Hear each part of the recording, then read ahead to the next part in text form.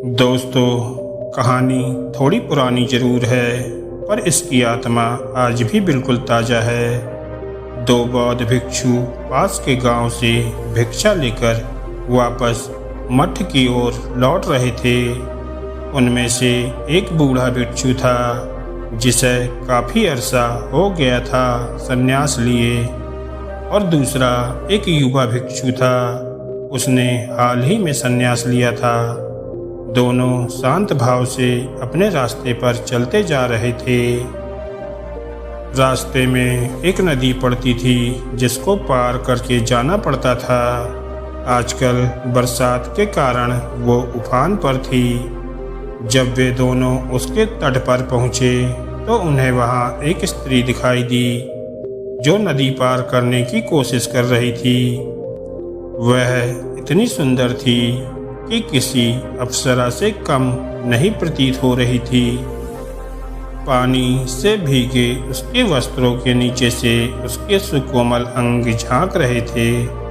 स्वर्णभूषण उसके रूप को अनुपम दिव्यता प्रदान कर रहे थे। जब भिक्षु उसके पास पहुँचे तो उस स्त्री ने उनको प्रणाम किया और बताया कि वो यहाँ के राजा की कन्या है जो शिकार खेलते हुए भटक गई है। नदी के उस पार उसका नगर है। उसने विनती की कि कृपया करके मुझे इस नदी को पार करवा दें। नदी का वेग इतना ज़्यादा है कि मैं अपने शरीर को संभाल नहीं पा रही हूँ। दोनों भिक्षुओं ने नदी की ओर देखा। किनारे के ऊबड़ खाबड़ पत्थर, तल की चिकनाहट और ऊपर से धारा का वेग, कुल मिलाकर उसे पार कर पाना किसी कोमल मनुष्य के लिए अत्यंत कठिन था। परंतु समस्या सिर्फ यही एक नहीं थी, समस्या एक और भी थी।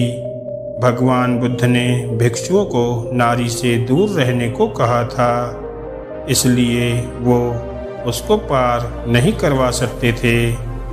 नारी स्पर्श से तो अब तक संचित समस्त साधना एक क्षण में नष्ट हो सकती थी। बूढ़ा भिक्षु अभी ये सब सोच विचार ही रहा था कि युवा भिक्षु आगे बढ़ा। उसने उस स्त्री को अपने कंधे पर उठाया और नदी में उतर गया। बूढ़ा भिक्षु ये सब देखकर हक्का बक्का रह गया। वो भी उसे विस्मय से देखता हुआ पीछे पीछे नदी पार करने लगा। युवा भिक्षु दूसरे किनारे पर पहुंच गया।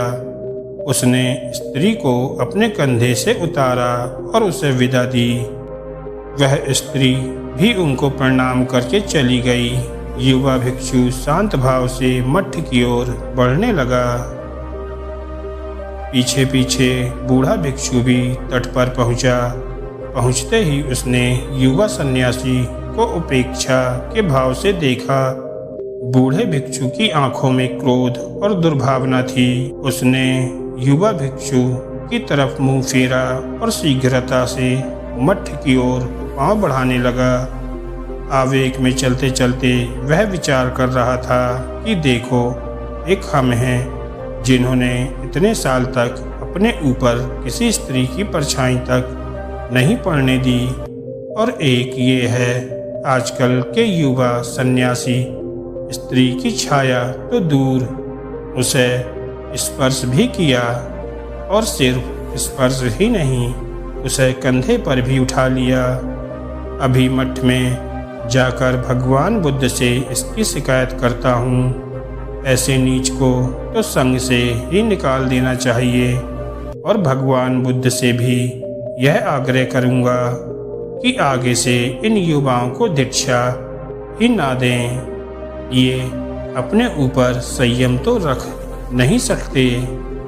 यही सब सोचते विचारते मठ आ गया। वह तेजी से अंदर गया और भगवान बुद्ध से भेंट करके उनके पास गया। बुद्ध शांत मुद्रा में एक वृक्ष के नीचे बैठे थे। बूढ़े भिक्षु ने उन्हें प्रणाम किया और सारा किस्सा सुना दिया कि कैसे उस युवा भिक्षु ने उस स्त्री को नदी पार करवाई। संघ के सभी भिक्षु इकट्ठा हो गए। युवा भिक्षु को बुलाया गया। भगवान बुद्ध ने उससे पूछा कि ये वृद्ध आप पर जो आरोप लगा रहे हैं, क्या वो सत्य हैं? क्या आपने किसी स्त्री को अपने कंधे पर उठाकर नदी पार करवाई थी?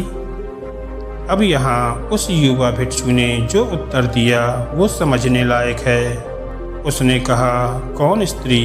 अच्छा वो, हाँ, मैंने उसे नदी पार करवाई थी, परंतु भगवान, मैंने तो उस स्त्री को नदी के उस पार से अपने कंधे पर उठाया और इस पार उतार दिया था, पर ये वृद्ध भिक्षु तो अभी तक उसे अपने कंधे पर उठाए हुए है। ये बात सुनकर बुद्ध मुस्कुराए।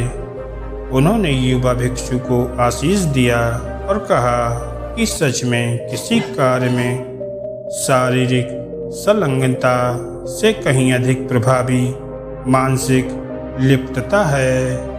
युवा भिक्षु ने परोपकार की भावना से उस स्त्री को उठाया, इसलिए उसका मन दूषित नहीं हुआ, जबकि बूढ़े भिक्षु का मन द्वेष भाव से भर गया और वे अब तक अशांत है। सारी बात मन की है, अंदर की है। युवा भिक्षु उस स्त्री को कंधे पर उठाकर भी उससे मुक्त रहे और बूढ़ा भिक्षु उस स्त्री का स्पर्श किए बगैर भी उससे बंध गया। उम्मीद है आपको भी ये बात समझ आ गई होगी। अक्सर हमें अच्छा व्यवहार करने की शिक्षा दी जाती है, जबकि आपका मानसिक आचरण अधिक महत्व रखता है। धन्यवाद दोस्तों।